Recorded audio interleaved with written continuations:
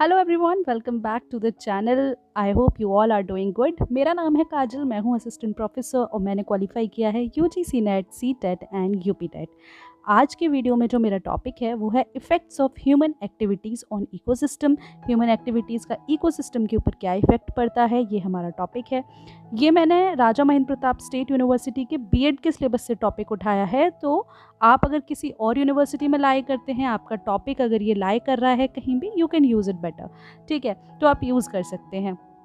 उसके अलावा एनवायरनमेंट का और बीएड से रिलेटेड कंटेंट जो है चैनल पे पड़ा हुआ है, लेसन प्लान्स भी पड़े हुए हैं, आप जाकर उनको गो थ्रू कर सकते हैं, देख सकते हैं अगर आपको ज़रूरत है तो। उसके अलावा भी आप किसी टॉपिक पे वीडियो मेरे से चाहते हैं तो let me know in the comment section, I will do the same. ठीक है, तो स्टार्ट करेंगे। तो भाई सबसे पहली बात ये है कि हमें ह्यूमन एक्टिविटीज़ का क्या इफ़ेक्ट होता है इकोसिस्टम पर, ये पढ़ना है। ठीक है, तो सबसे पहली बात तो यही हो जाती है कि इकोसिस्टम आखिर है ना। इकोसिस्टम से मतलब है क्या, ये तो पता चले। तो give me a second, yes, okay. So ecosystem, तो देखो भाई इस पृथ्वी पे कौन कौन रहता है। इस पृथ्वी पे प्लांट्स हैं, एनिमल्स हैं, जो सांस लेते हैं जीव वो हैं, और वो भी हैं जो सांस नहीं ले रहे, जो ह्यूमन ने बनाया, जैसे कि आपका टेबल हो गया, स्टूल हो गया, वेदर हो गया, अर्थ है, सन है ना। ये लोग सांस नहीं ले रहे लेकिन ये हैं यहाँ पर, है ना। तो क्या है कि जो नॉन लिविंग थिंग है, जो सांस नहीं ले रही, प्लस जो लिविंग थिंग है जो सांस ले रही है, ठीक है, ये दो चीज़ें हैं। इन दोनों में जो इंटरेक्शन होता है उसे ही हम क्या कहते हैं, इकोसिस्टम। समझ लो कि आप और हम इस पृथ्वी पर रह रहे हैं, हमें क्या मिल रहा है, हम क्या हैं, लिविंग बीइंग है, ठीक है। और हमें क्या मिल रहा है, हवा मिल रही है, हवा नॉन लिविंग थिंग है। अगर हवा नहीं मिलेगी तो हम मर जाएंगे, है ना। तो क्या हुआ कि इकोसिस्टम का एक भी पार्ट अगर कहीं पे भी अफेक्ट करेगा तो वो दूसरे पार्ट को ज़रूर इफ़ेक्ट करेगा, है ना। आपको मान लो जैसे सर्दियाँ होती हैं, 7 दिन सूरज नहीं निकला, क्या होता है, ठंड में पागल हो जाते हैं, है ना। तो क्या होगा कि ठंड है या गर्मी ज़्यादा हो रही है तो परेशान हो रहे हैं। तो क्या है कि ये इकोसिस्टम क्या है, एक कम्युनिटी है। एक कम्युनिटी है किसकी, लिविंग बीइंग्स की।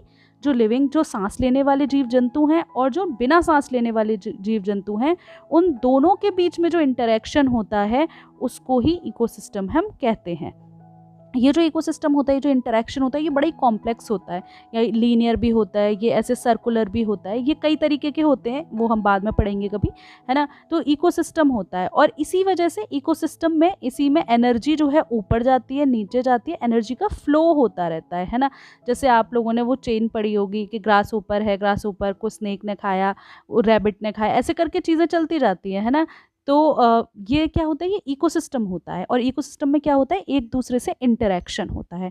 ठीक है, तो अब हमें पढ़ना है कि इस इकोसिस्टम पे, ये जो इकोसिस्टम है, इसके ऊपर जो ह्यूमन एक्टिविटीज़ हैं, जो हमारी मैनमेड एक्टिविटीज़ हैं, उनका क्या इफेक्ट पड़ रहा है। तो अब हम वो स्टार्ट करेंगे। ठीक है, तो भाई सबसे पहला जो ह्यूमन इम्पैक्ट पड़ रहा है वो सबसे पहला क्या है, दैट इज डिफॉरेस्टेशन। क्या है, हैबिटेट डिस्ट्रक्शन। हैबिटेट में डिस्ट्रक्शन हो रहा है।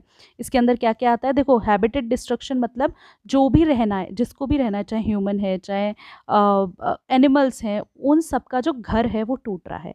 क्यों, हैबिटेट डिस्ट्रक्शन कैसे, पहला डिफॉरेस्टेशन, है ना। तो क्या ह्यूमन एक्टिविटीज़ का नेचुरल एनवायरनमेंट पे कैसे असर पड़ रहा है, सबसे पहला डिफॉरेस्टेशन। हम फॉरेस्ट जंगल काटते जा रहे हैं और क्या करते जा रहे हैं, उसकी जगह पे एग्रीकल्चर कर रहे हैं, हम अर्बन डेवलपमेंट कर रहे हैं, फैक्ट्रीज़ बना रहे हैं, बिल्डिंग्स बना रहे हैं, फ्लैट्स बना रहे हैं। उससे क्या हो रहा है कि वहाँ की जो बायोडाइवर्सिटी है, एक जंगल आपने खाली कर दिया तो वहाँ से सिर्फ शेर और चीते नहीं गए, वहाँ की बायोडाइवर्सिटी पूरी तरह से रुइन हो गई। वहाँ पे छोटे छोटे इतने जीव जंतु रहते हैं जिनकी लाइफ साइकिल ही पूरी डिपेंडेंट है, और उनकी जो लाइफ साइकिल है वो हमारे लिए बहुत ज़रूरी है ना, हमारी जो चल रही है। तो वो सारी वहाँ पे डिफॉरेस्टेशन की वजह से क्या हो जाती है, डिसरप्ट हो जाती है। ठीक है, देन अर्बनाइजेशन। भाई अर्बनाइजेशन, जैसे सिटी है आपका और वो सिटीज़ एक्सपैंड होते जा रहे हैं। एक सिटी होता है, फिर उसको ग्रेटर सिटी, मतलब किसी भी सिटी के आगे उसे और एक्सपेंड कर दिया, ग्रेटर लगा दिया, या और नया सिटी बन गया, है ना। तो क्या हो रहा है कि इंफ्रास्ट्रक्चर जो डेवलपमेंट हो रहा है, तो यहाँ से क्या हो रहा है, हैबिटेट फ्रेगमेंटेशन हो रहा है। हैबिटेट फ्रेगमेंटेशन से मतलब क्या होता है कि जैसे लोगों का जो घर है ना, वो डिवीज़न हो रहा है, बायोडाइवर्सिटी का डिवीज़न हो रहा है। समझ में आ रहा है आपको कि यहाँ पे आपका क्या है कि चीज़ें जो हैं वो एक आप जैसे एक एग्जांपल लो कि एक बड़ा घर होता है, उसमें आप जितना अच्छे से रह पाओगे वो उतना कंफर्टेबल नहीं होगा कि अगर उसके 4 हिस्से कर दिए जाएँ। तो 4 हिस्से करते हो क्या हो गया, फ्रेगमेंटेशन हो गया, आपने डिवाइड कर दिया, ठीक है? तो ये वाला फैक्टर हो गया, एक तो ये इफ़ेक्ट आता है। थर्ड थिंग एग्रीकल्चर, ठीक है? आप डिफ़ॉरेस्टेशन करके एग्रीकल्चर करते जा रहे हैं, तो क्या हो रहा है कि जो वाइल्ड एनिमल्स हैं, जिनको अपना खाना चाहिए जो उनको फ़ॉरेस्ट से अपना खाना चाहिए, उनको वो नहीं मिल पा रहा, है ना? और वहाँ से फिर क्या हो रहा है कि जो भी हमारी नेटिव स्पीशीज़ है ना, वो ख़त्म होती जा रही हैं, वो कम होती जा रही हैं। कई सारी हमारी नेटिव स्पीशीज़ बिल्कुल on the verge of extinction है ना? तो वो सारी चीज़ें यहाँ पे अफ़ेक्ट कर रही हैं, ठीक है? देन एयर पॉल्यूशन, दूसरा इफ़ेक्ट हमारा आता है क्या? पॉल्यूशन। तो पॉल्यूशन आप सबको पता है कितनी तरीके के होते हैं। देखो एयर पॉल्यूशन, ठीक है? तो एमिशंस आपकी इंडस्ट्री से, व्हीकल से, पावर प्लांट से, ये सब इन यहाँ से इतने ज़्यादा हार्मफुल एमिशंस हो रहे हैं कि इसकी वजह से एसिड रेन हो रही है, क्लाइमेट चेंज हो रहा है, रेस्पिरेटरी प्रॉब्लम्स हो रही हैं वाइल्ड लाइफ में। क्लाइमेट चेंज का बहुत बढ़िया एग्जांपल अभी हमने सब ने देखा कि दुबई में क्या झमाझम बारिश हुई, जबकि दुबई में ऐसी बारिश होती नहीं है ना? तो क्या हो रहा है, क्लाइमेट चेंज हो रहा है, किसकी वजह से? पॉल्यूशन की वजह से, ग्लोबल वार्मिंग की वजह से, है ना? एसिड रेन होती है।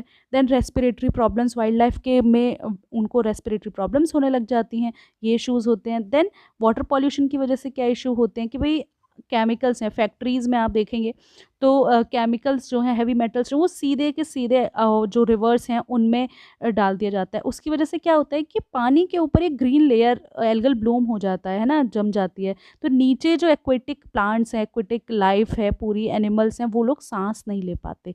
ठीक है? तो वाटर पॉल्यूशन का भी इफ़ेक्ट यहाँ पर हमें देखने को मिलता है। ठीक है? तो देखो वाटर पॉल्यूशन का आप सबने देखा होगा कि आपने अगर बड़ी-बड़ी रिवर्स देखी जैसे रिवर यमुना हो गई, रिवर गंगा हो गई, आपने देखा होगा इवन रिवर यमुना का सबसे ज़्यादा इस बात में रेफ़रेंस आता है कि बिल्कुल व्हाइट फ़ोम उसके ऊपर जम जाता है ना? एक पूजा होती है उस टाइम पे कितना ज़्यादा दिखाते हैं कि लोगों को पूजा करने के लिए भी क्लियर वाटर नहीं मिल पा रहा है ना?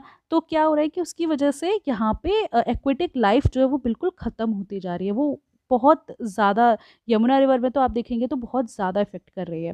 देन सॉइल कंटैमिनेशन, पॉल्यूशन की वजह से सॉइल कंटैमिनेशन भी होता है। पेस्टिसाइड्स, हर्बिसाइड्स हम लोग एग्रीकल्चर में इतना ज़्यादा यूज़ कर रहे हैं, है ना? जो आपका डीएपी है वो हमारे यहाँ कहा जाता है कि उसका रेशो थ्राइस और फोर्थ टाइम हो गया है, इतना ज़्यादा हो गया जबकि इतना होना नहीं चाहिए, है ना? तो सॉइल कंटैमिनेशन हो गया। उसकी वजह से क्या होता है कि सॉइल की हेल्थ जो है वो अफ़ेक्ट होती है और वही चीज़ें क्या खा रहे हैं, हम भी उसी मिट्टी में रह रहे हैं, तो वो हमें भी इफ़ेक्ट करती है और जो अदर ऑर्गेनिज़म्स हैं उनको भी इफ़ेक्ट करती है। Then we have global warming that is climate change. Climate change हो रहा है, क्यों हो रहा है? ग्लोबल वार्मिंग की वजह से हो रहा है ना? तो जैसे-जैसे ग्रीन हाउस गैसेज़ जो हैं बढ़ रही हैं, है ना? क्यों बढ़ रही हैं? हम फॉसिल फ्यूल्स चला रहे हैं। हमारे यहाँ पे इतनी गाड़ियाँ हैं कि आप आज शिमला, मसूरी कहीं जाएँगे तो वहाँ जाके आप देखेंगे कि ट्रैफ़िक जैम हो रहा है पूरा का पूरा गाड़ियों से, है ना? तो सोचिए कि वहाँ पे जाके कितना ज़्यादा हम जो गैसेज़ हैं उनका रिलीज़ कर रहे हैं, ठीक है? उसकी वजह से वो जो स्पेशल हैबिटेट्स होते हैं, जो स्पीशीज़ के हैबिटेट्स होते हैं, वो सब जो हैं वो बढ़ते जाते हैं, है ना? तो क्या होता है कि हैबिटेट्स माय और अगर गर्मी होने लगी और या फिर मान लो कि किसी जगह पे ठंड पड़ती है, लेकिन वहाँ गर्मी पड़ रही है, तो वहाँ के जो जानवर हैं, जो स्पीशीज़ हैं, वो माइग्रेट करेंगी, जो ठंडी जगह होगी, क्योंकि वो तो उसी में रहने की उनको आदत है ना, तो वो वहाँ जाएँगी, तो माइग्रेशन पैटर्न्स बढ़ जाते हैं।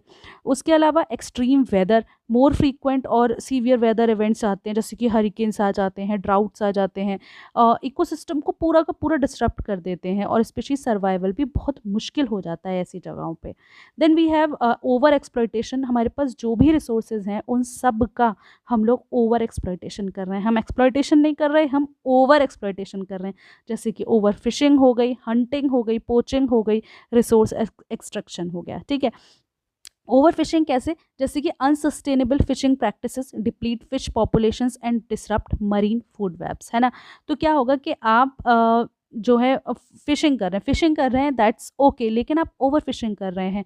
आप ऐसी प्रैक्टिसेस उसमें यूज़ कर रहे हैं जिसकी वजह से जो कि फ़िश की पॉपुलेशन ही अगर ख़त्म होती जा रही है या फिर उनका जो फूड वेब है, जो उनकी फूड साइकिल है, वो ही इफ़ेक्ट हो रही है, तो आप आगे कैसे फिशिंग कर पाएँगे?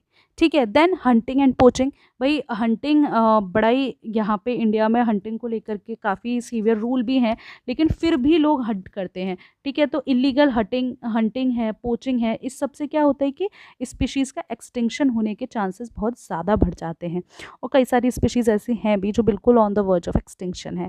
Then we have resource extraction, mining और ड्रिलिंग जो है for minerals and fossil fuel destroy habitats and pollute the environment. ठीक है, तो जब आप एक्सट्रैक्शन करते हैं, आप माइनिंग कर रहे हैं, ठीक है, उससे क्या हो रहा है कि उस जगह की जो बायोडाइवर्सिटी है उसको आप इफ़ेक्ट कर रहे हैं, आप केमिकल्स निकाल रहे हैं, वहाँ पे ऑर्गेनिज्म रह रहे हैं और उनको आप यहाँ पे अफेक्ट कर रहे हैं। ठीक है, then we have invasive species, भाई एक दो इन्वेजिव स्पीशीज़ का ज़रा आप नाम मुझे कमेंट सेक्शन में एक बार लिख कर जाओ। इसका बड़ा एक पेड़ है जो हमारे यहाँ बड़ा लंबा सा पेड़ है, ठीक है, और वो एक इन्वेजिव स्पीशीज़ ही है ना। तो अपना बहुत ज़्यादा लगाया गया है हमारे यहाँ पे, पहले पता नहीं था, और अब कहा जाता है कि भाई उसने सारा का सारा पानी जो है हमारे यहाँ का ग्राउंड वाटर सुखा दिया है। ठीक है, तो जब आप कोई नॉन नेटिव स्पीशीज़ है, नेटिव क्या होती हैं, जो जैसे कि आप जिस सिटी में मतलब एक मैं एग्जांपल दे रही हूँ कि आप किसी सिटी में रहते हैं, तो आप उस सिटी के नेटिव हो गए, है ना, लेकिन आप जैसे साउथ में रहते हैं तो आप नॉर्थ में आ गए, तो नॉर्थ में आप नॉन नेटिव हो गए क्योंकि आपका नेटिव प्लेस क्या है, साउथ है ना।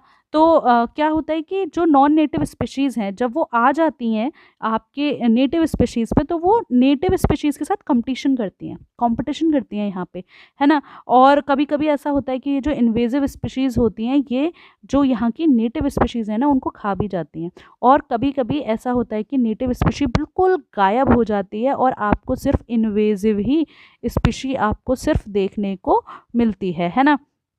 कई बार ऐसा भी होता है कि जो इन्वेजिव हैं वो क्या है, डिजीज़ लेकर आती हैं अपने साथ, और जिसकी वजह से पूरे के पूरा जो इकोलॉजी है हमारी, इसके अंदर हमें डिसबैलेंस देखने को मिलता है, काफ़ी ज़्यादा इम्बैलेंसेस हमें देखने को मिलते हैं।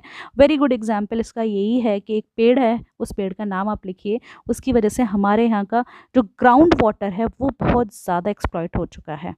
ठीक है, देन लैंड यूज़ चेंज, सबको पता है कि भाई लैंड यूज़ में जो हमारे इंडिया में चेंज आया है ना, दैट इज़ वेरी टिपिकल। ठीक है, तो एग्रीकल्चर एक्सपेंशन हुआ, जिससे क्या हुआ कि पेड़ काटे गए, एग्रीकल्चर किया गया, और जिसकी वजह से जो वाइल्ड एनिमल्स हैं उनको इधर उधर बहुत होना पड़ा, वाइल्ड लाइफ पूरी तरह से डिस्प्लेस हो गई।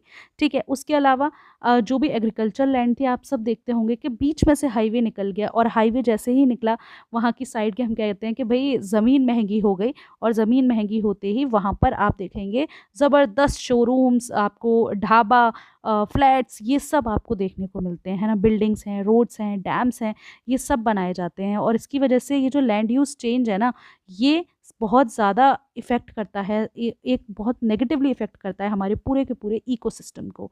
ठीक है, then we have waste generation, हमारे यहाँ पे कितना वेस्ट जनरेशन हो रहा है इसका आइडिया आप सबको होगा। सबसे पहला वेस्ट जनरेशन में प्लास्टिक को रखूँगी मैं, प्लास्टिक पॉल्यूशन सबसे ज़्यादा इफ़ेक्ट करता है। तो जो भी शिप है, शिप जैसे कि आप वे ओशंस होते हैं, है ना, आप लोगों को अगर नहीं पता तो मैं बताऊं कि जैसे शिप जाते हैं 2-2 3-3 महीने में, वो एक जगह से चले, मुंबई से मान लो जा रहे हैं कहीं भी, साउथ अफ्रीका जा रहे हैं, तो उनका जो वेस्ट इकट्ठा होता जाता है ना, तो ऐसा कहा जाता है कि वो लोग वेस्ट जो है बीच समंदर में ही डाल देते हैं, हालांकि बैन है ये डालना, लेकिन फिर भी वो इसको काम को करते हैं। ठीक है, तो क्या है कि ओशंस के अंदर प्लास्टिक्स जो है वो बढ़ती जा रही हैं, और प्लास्टिक जो है वो वाइल्ड लाइफ, जो पूरी एक्वेटिक लाइफ है, वो लोग उसे खा लेते हैं, कभी फंस जाते हैं उसमें, और उसकी वजह से उनको बहुत हार्म होता है। हम यहाँ भी देखते हैं कि जो डोमेस्टिक काउज़ होती हैं या फिर जो वाइल्ड काउज़ होती हैं, वो पन्नियाँ खा रही हैं, हमारे जो पूरे के पूरे सारे नाले हैं वो पन्नियों से कोगुलेट हो रखे हैं, पूरे पूरे पानी ना जा ही नहीं सकता, पूरे भरे हुए हैं। तो प्लास्टिक पॉल्यूशन सबसे ज़्यादा है, और ये इकोसिस्टम को सबसे ज़्यादा हार्म कर रहा है। ठीक है, और कैसे हार्म कर रहा है, देखो ये ना हमें भी हार्म कर रहा है ना, हमारे हमारे सिस्टम को भी ये हार्म कर रहा है। देन ई वेस्ट, अब जिस तरीके से टेक्नोलॉजी का एक बहुत ज़्यादा ओवर यूज़ हो रहा है, तो अभी क्या है कि जो हमारे पास जो भी ई वेस्ट का जनरेशन हो रहा है ना, उसके डिस्पोजल हमारे पास करेक्ट नहीं है। ठीक है, तो क्या हो रहा है उसकी वजह से, ई वेस्ट क्या होता है, मान लो कंप्यूटर से रिलेटेड है ना, चाहे आपके मोबाइल से रिलेटेड, कंप्यूटर से रिलेटेड, ऐसा वेस्ट जो होता है, ये वेस्ट भी बहुत ज़्यादा इंडिया में निकल रहा है। इंडिया में क्या, ऑल ओवर वर्ल्ड निकल रहा है, बट इंडिया की बात कर रही हूँ मैं तो, है ना। तो जो इलेक्ट्रॉनिक वेस्ट हैं जो भी निकल रहे हैं हमारे, क्या आपके मोबाइल से कुछ निकला, टीवी से कुछ निकला, उनका प्रॉपर डिस्पोजल नहीं है, जिसकी वजह से वो हमारे यहाँ पे क्या कर रहे हैं, काफ़ी ज़्यादा हमारे पूरे के पूरे इकोसिस्टम को इफ़ेक्ट कर रहे हैं नेगेटिवली। ठीक है, then water use very important. Water को लेकर अगर बात करूं, इट इज़ जून, और दिल्ली में वाटर को लेकर के धरना प्रदर्शन हो रहा है, बहुत सारी जगहों पे हो रहा है, पानी नहीं है लोगों के पास, है ना। तो क्या हुआ, ओवर ड्रॉइंग वाटर, आपने जहाँ जिस जिस जगह पे पानी ज़्यादा है वहाँ पे पानी की कोई बचत नहीं है ना, वहाँ से एग्रीकल्चर के लिए, इंडस्ट्री के लिए बिल्कुल पानी इतना निकाला जा रहा है कि हमारे यहाँ का वाटर लेवल इतना डाउन जा चुका है। देन डैमिंग रिवर्स, डैम्स जो हैं, है ना, नेचुरल आप जो भी रिवर है उसका नेचुरल वाटर फ्लो रोक करके हम क्या करते हैं, डैम्स बना देते हैं, जिससे क्या होता है कि जो फिशेस का माइग्रेशन होता है वो रुक जाता है, एक्वेटिक हैबिटेट्स को बहुत दिक्कत होती है, और कई बार डैम्स बनाने की वजह से उसमें ना मछलियाँ भी काफ़ी कट जाती हैं। ठीक है, तो ये हमारे थे। तो अगर मैं कंक्लूड करूँ अपने इस वीडियो को, तो जो क्यूमुलेटिव इम्पैक्ट है ये सारी एक्टिविटीज़ का, चाहे आपका ओवर एक्सप्लॉयटेशन हो गया, वाटर यूज़ हो गया, पॉल्यूशन हो गया, क्लाइमेट चेंज हो गया, इन सब को अगर मैं एक साथ लाऊं तो इसकी वजह से क्या इफ़ेक्ट होता है, इसकी वजह से बायोडाइवर्सिटी लॉस होता है, इकोसिस्टम डिग्रेडेशन होता है, disruption of ecosystem services essential for human well-being such as clean air, water, fertile oil, then sustainable practices, है ना, कंजर्वेशन एफर्ट्स, पॉलिसीज़ जो भी हैं, जो भी कंजर्वेशन सस्टेनेबल प्रैक्टिसेस हैं, कंजर्वेशन इफेक्ट्स हैं, है ना, वो बहुत ज़रूरी हैं इस वक्त पे कि आप अपने हेल्दी इकोसिस्टम, अपने इकोसिस्टम को जो है आप हेल्दी बनाएं। ठीक है, तो ये था हमारा आज का video. Thank you so much for watching, I hope you all are liking the video. और अगर आपको कोई और भी टॉपिक पे वीडियो चाहिए तो please let me know in the comment section, and do like and subscribe the channel. Thank you so much for watching.